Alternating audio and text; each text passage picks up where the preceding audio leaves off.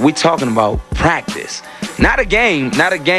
We talking about practice. Now, back to the After Practice Podcast with Lake Lewis. Welcome, everyone, to another After Practice Podcast with myself, Lake Lewis, and I appreciate you joining me as always. You can subscribe to the podcast. All you have to do is go over to your favorite carrier, whether it's iHeartRadio, Apple, Spotify, YouTube, you name it. I'm on there in video or audio form, Spreaker, just to name a few. And then, of course, you can go to sportsjourney.com and get some of my work for covering the Washington Commanders as an insider, and also some clips from ABC News on there, where I'm also an insider for the Commanders with that great station in Washington, D.C. So, look, we've got a lot to talk about today. You know, I really wanted to kind of just get into what I feel like this team needs to do. All week long, I wanted to talk about, you know, what's next for them and what do they need to do. On yesterday's podcast, remember, I talked about, real brief, you know, I think it was like 10 minutes or so, talked about what do the Washington Commanders need to do over their final 4 games of the season. Well, today, I kind of want to play the role of general manager a little bit. And I want to discuss some of the scenarios that are going to be out there for this football team if they keep the trajectory of what they're doing right now. The trajectory for them is they're probably not going to win another game this year. I mean, if you look at the opponents that they have coming up, the Los Angeles Rams this Sunday, the Rams are still in the thick of things. You know, they're still playing for a playoff berth in the NFC, a wild card spot. They lost a tough game last week to the Ravens, so they're at home. They're probably going to feel pretty good about themselves. Sean McVay, as we mentioned yesterday, has some history with the Commanders. So that's going to be a tough football game. I know the Rams are going to come in at 6-7, but that's still a tough football game for Washington. Then think about the final 3 games of the year. You know, you're going to have the Jets. Then the Jets, yeah, you look at that game like, oh, that should be a winnable football game. Well, when you're a 4-9 football team, there's not too many games that you can pencil on your schedule that's winnable, because you've proven that you can't win games. So going to New York against the Jets had a big win on Sunday over the Texans. So they're going to be feeling pretty good about themselves too. So that's going to be another road game, which is going to be a tough game. And then if you look at the 2 home games remaining for the Washington Commanders, you have the San Francisco 49ers and the Dallas Cowboys. Do I need to say any more? I mean, those are going to be tough games. Yeah, people are saying that they're going to probably be resting players. I don't think so. And the reason why I say that is because San Francisco, Dallas, and Philadelphia are all jockeying to get home field advantage throughout the NFC playoffs. So they're not trying to rest guys. They're probably going to have to play guys all the way through week 17. And if that's the case, that doesn't bode well for Washington. So if you're the Commanders and you lose out and you have an opportunity now to probably be picking around number 3, say, in the NFL draft, I'm going to pose some scenarios for you guys today. There's a couple scenarios that really can make this thing interesting. And I said I'm going to put on a GM hat. Okay. So if I'm a new GM for this football team, the first question that's going to be asked of me, and that I'm going to have to ask myself, is, do I want to continue to grow with Sam Howell? Sam Howell's shown a lot of really good things this year in his first year as a true starter in the NFL. He had the 1 start last year against the Dallas Cowboys, and he won that game, the regular season finale. So this year, yeah, the record 4-9 doesn't bode well. But if you look at the numbers for Sam Howell and you look at what he's done this year, he's shown a lot of moxie. He's shown a lot of determination. He can make all the throws on a football field. He's shown that he's mobile because he's ran for several touchdowns this year as well. But he's also had a lot of turnovers. Some of those are his fault. Some of them aren't. He's played behind a porous offensive line, to say the least. He's also played without a surefire left tackle. No offense to Charles Leno, but there's a guy coming out of my school, Penn State, that could shore up that real quick, and we're going to talk about that. So my question is, that I'm asking myself here, and I'm asking you, my friends and fans, of course, what would you do? If you're the Washington Commanders and you say you're picking at number 3, do you go with the best player on the board? Do you go with a quarterback? Do you go with the left tackle? Do you go with the wide receiver if Marvin Harrison Jr. is sitting there? There's so many options that you could have. Do you trade out of the pick and try to stack up for other picks? there's going to be a lot of questions. So let's, for the sake of today, what we're going to do here on After Practice is we're going to put it all together. And probably the next 10 minutes or so, we're going to try to do our best to put it all together for you. I'm going to start with this. We're going to the podium at number 3. I've thought long and hard about this. I'm a new GM. I don't have any ties to any player that's currently on this roster. I can mold this franchise and shape this team in the image that I want it to be in. And for me, I'm going to have to take a quarterback if one is sitting there. So the question is, if Caleb Williams is sitting there, the Chicago Bears have the number 1 pick in the draft this year, and Justin Fields is starting to show some promise. If Justin Fields finished this season off strong, there's going to be some tough questions to be asked in Chicago. Chicago could very well trade out of that spot, and it would make it hard on Washington to move up to get a quarterback because someone else may move up into that spot. But for the sake of what we're doing today, we're going to say that Chicago does take a quarterback, and they take Caleb Williams. Caleb Williams will be off the board at number 1.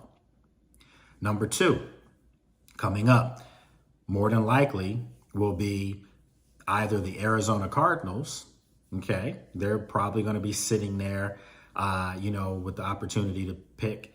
And clearly for me, they're going to take Marvin Harrison Jr. That's what you do if you're the Arizona Cardinals, because you do have Kyler Murray at quarterback. So if you take Marvin Harrison Jr., now you have Caleb Williams and Marvin Harrison off the board. Okay. The number 3 pick right now to me goes to the New England Patriots. And if you're the Patriots, yes, you absolutely 100% need a quarterback. And you're probably going to take Drake May from North Carolina. I'm not sure I could see them taking Jalen Daniels from LSU. So if you take Drake May at number 3, that leaves Washington with several options, okay? And believe me, when the team's 4-9 and potentially 4-13, you're going to have a lot of options that you need to fix on your roster.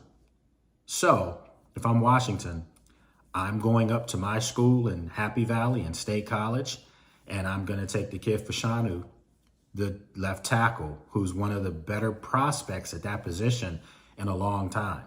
I take him, and I'm saying to myself, I'm taking him because although I do like Jalen Daniels quite a bit, I think Sam Howell's shown enough for my eyes to say, hey, get this guy a left tackle to shore up things on the line and potentially take more linemen in the draft as more picks become available. So that's what I'm going to do. I'm going to take the left tackle. Now you have 2 second-round draft picks coming up. You can absolutely find a guard at one of those picks. And then you plug that guard in on the offensive line. And there were already some pieces, I want to say, on the line this year that weren't as bad. I think Tyler Lawson has played really well since they moved him in at center.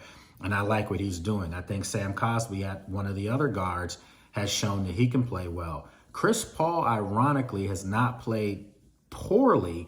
It's just that you can actually use an upgrade at the position at guard.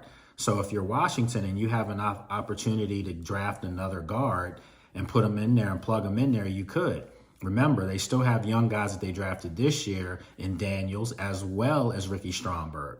So there's other things that you can do to shuffle things around, but you have to get that offensive line up to par. You have to. If you're going to build with Sam Howell, which I'm doing right now, I'm going to try to go with Sam Howell for another year and see what he can do with a much improved offensive line.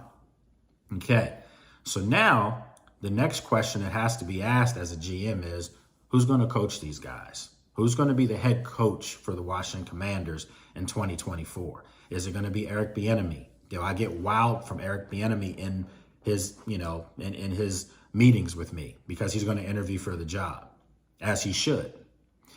Eric Bieniemy's done some good things this year, folks. A lot of people don't like that. A lot of people are saying he's not a good offensive play caller. I totally disagree. I think under the circumstances, he's in his first year really calling all the plays. And I think sometimes when you're in those situations, you have to grow too. You have to grow with the talent around you. He didn't pick any of these players. He walked into the position and inherited every player that he's coaching. The only player that he knows, well, there's 2 or 3, of course. There's Brian Pringle and Andrew Wiley. They came from Kansas City. But those guys, and I hate to say this about Wiley because he plays hard, he works hard, he's a good dude, but he's getting older. It's just not there.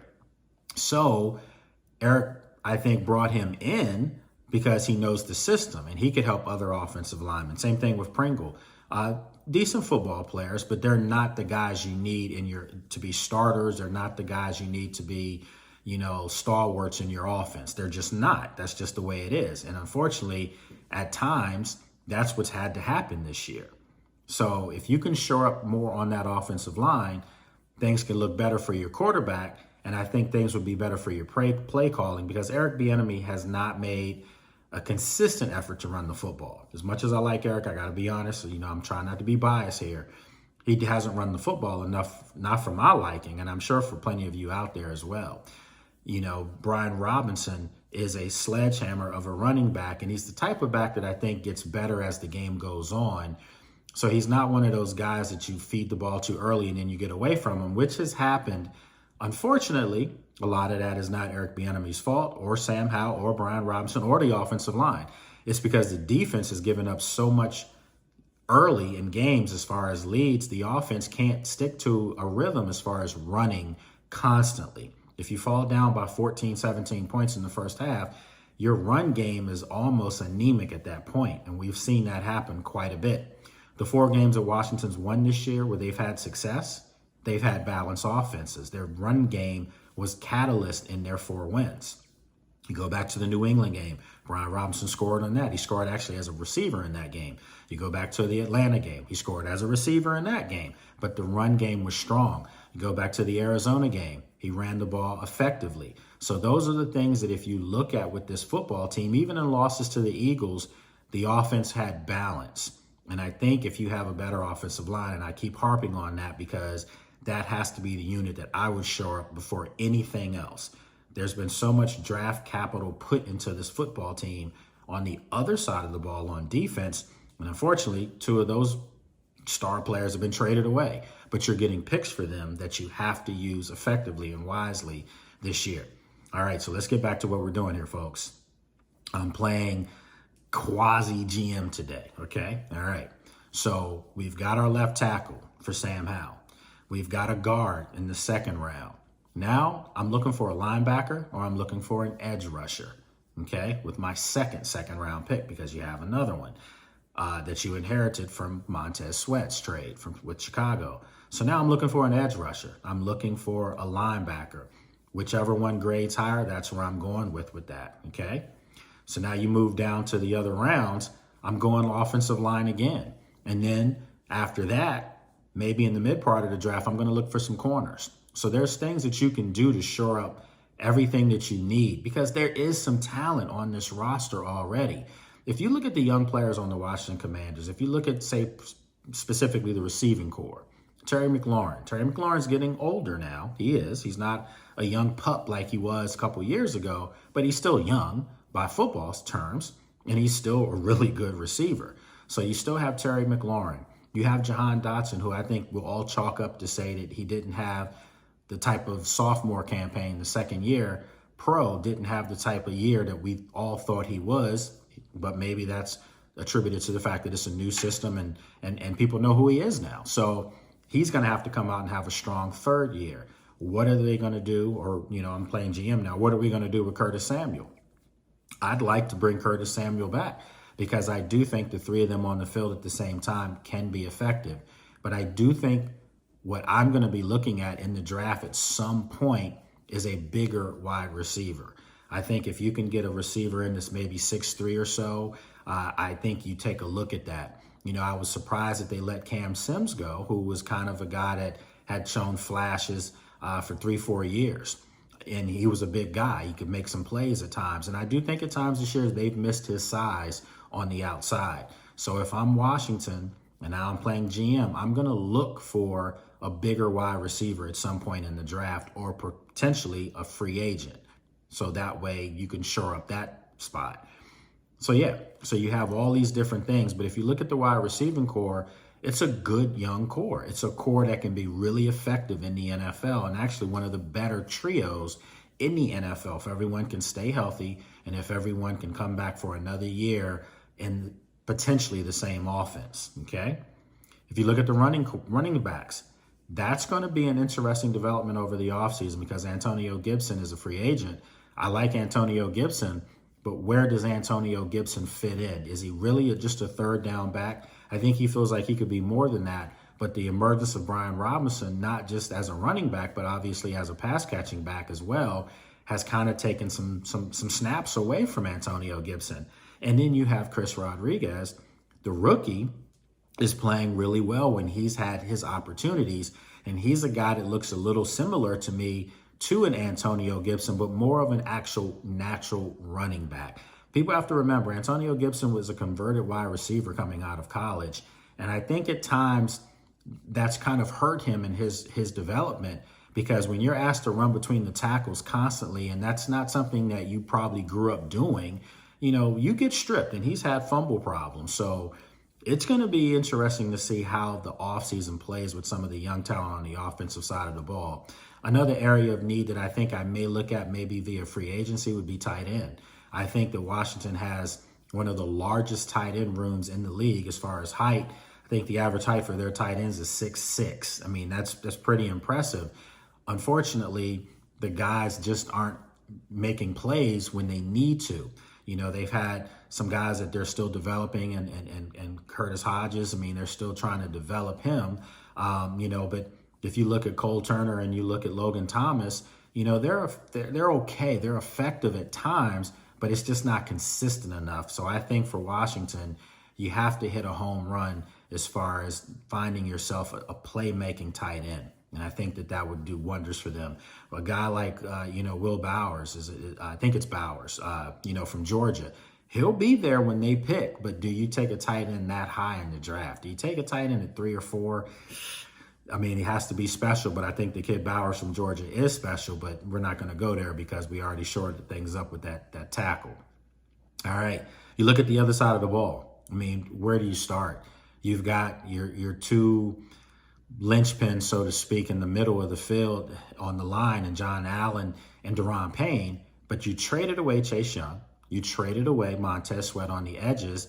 And, I've seen some flashes from a rookie named KJ Henry. I think KJ Henry has shown some flashes from Clemson, but is he going to be an every down tackle for you? Every down, edge rusher for you?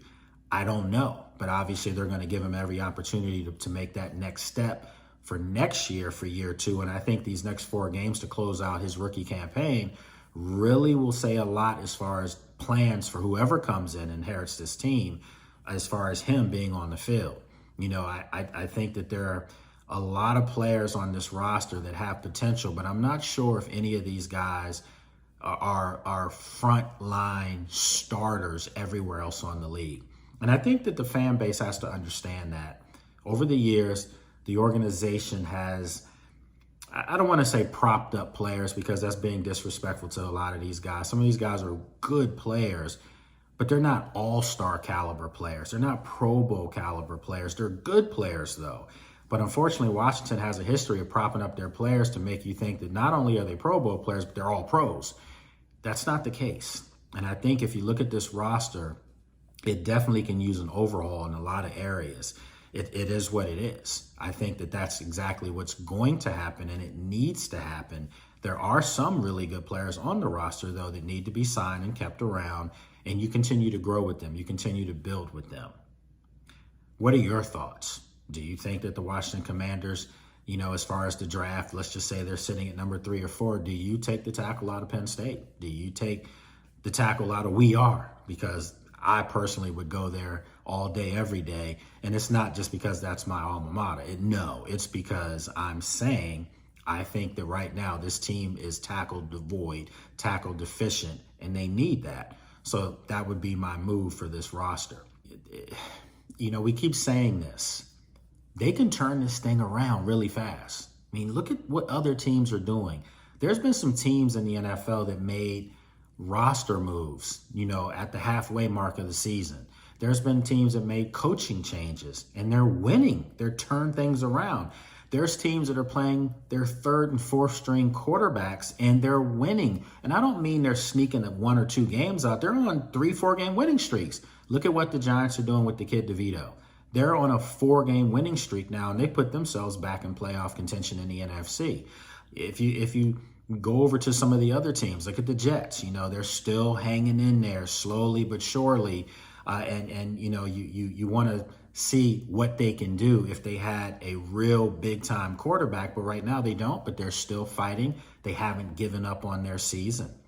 There's a lot of teams that are doing this right now. The Cincinnati Bengals, you look at what they're doing. They're on their backup quarterback. When their season, most people thought their season was over when Joe Burrow went down.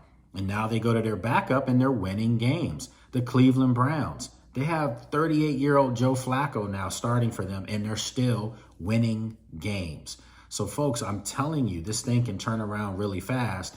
And for everyone out there that thinks it can't, you just have to look at those other teams. Look at the other teams. The Chicago Bears upset the Detroit Lions this past weekend. And I talked about earlier Justin Fields, but that wasn't a game that I saw happening. Matter of fact, my predictions for this past week weren't the best.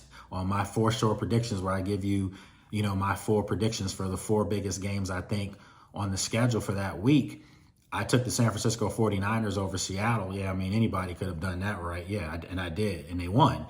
But I also took the Philadelphia Eagles to beat the Dallas Cowboys. That didn't happen. I took the Kansas City Chiefs to win at Arrowhead against Buffalo. That didn't happen. And I took the Green Bay Packers to go on the road and beat the Giants last night in Monday Night Football. And guess what? That didn't happen. So, hey, I guess those 4 short weren't sure this week. But overall, each week I've only lost 1 game. So I'm pretty close. But yeah, I got a rebound for week 15 coming up, So I'll give you those 4 short predictions tomorrow, and we'll see where we're going to go with that. But yeah, you can't tank. You can't give up. Washington still has 4 games left. They still have a lot to play for. Guys have to put tape out. Tape doesn't lie. The eye in the sky doesn't lie. So, for anyone that thinks that they just want to get the season over with, that's not a good look on them. That's not a good representation of their own individual and personal brands. You still have to go out and play football. You're a professional. You're getting paid to be that. You have to go out and produce at a high clip. And Washington still has to show that they're competitive in these games. Although I don't see them winning any of these last 4, they still have to be competitive. So, yeah, there's just a lot of stuff that they're going to have to get going if they're going to be successful. Let me know your thoughts. Again, as always, you can let me know on social media, on Twitter at Lake Lewis, on Instagram, Facebook at Lake Lewis Jr. Let me know your thoughts, folks. You guys know I love talking with you all the time and getting your commentary. Sometimes you don't agree with me. That's perfectly fine. I love to, have friendly debate and have, educated debate. And we do that quite a bit. And this fan base right now is rabid. They want answers. They want changes. And, so you're probably going to have, for every 3 to 4 fans, you're going to probably have 3 to 4 different varying opinions. And that's okay, as long as we can come to a common conclusion and everybody's rowing in the same direction, which we hope this team one day can do. That's the best thing there. So as always, remember, you can subscribe to the podcast too. If you want to watch it, you can watch it on YouTube. You can watch it on sportsjourney.com. And if you'd like to listen to the audio versions, pretty much all of the major podcast carriers, Apple, Spotify, Google, Amazon, Spreaker, it's on there. The After Practice podcast with Lake Lewis is on there. So appreciate you joining me today. Have a good one.